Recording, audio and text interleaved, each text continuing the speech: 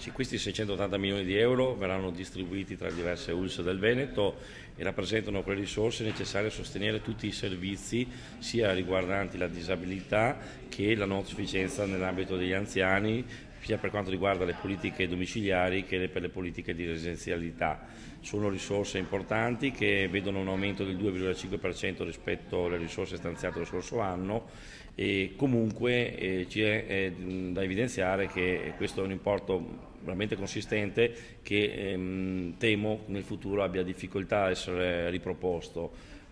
È di questi giorni la notizia che per il 2010 vedrà l'azzeramento del Fondo Nazionale per la Non Autosufficienza, che porterà al Veneto una minore entrata di circa 30 milioni di euro. C'è una diminuzione del fondo sociale ripartito tra le regioni, c'è una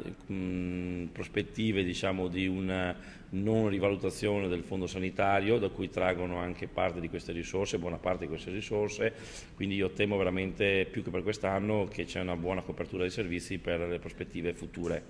Le azioni della Regione Veneto sono concertate con tutte le altre regioni, ieri c'è stato a Roma un importante incontro tra il rappresentante e coordinatore delle regioni, il presidente della regione Emilia Romagna Vasco Errani, in nome per conto di tutte le regioni con il governo, con il primo ministro. So che ci sarà un ulteriore incontro qui a settembre. Uno dei temi che è stato posto all'ordine del giorno è proprio quello, anche tra gli altri, quello del fondo sanitario, dell'aggiornamento del fondo sanitario e quello relativo alla non autosufficienza. Ecco, l'azzeramento del fondo per la non autosufficienza significa per il Veneto portare il prossimo anno a una riduzione di un quarto di tutta la rete dei servizi di carattere domiciliare.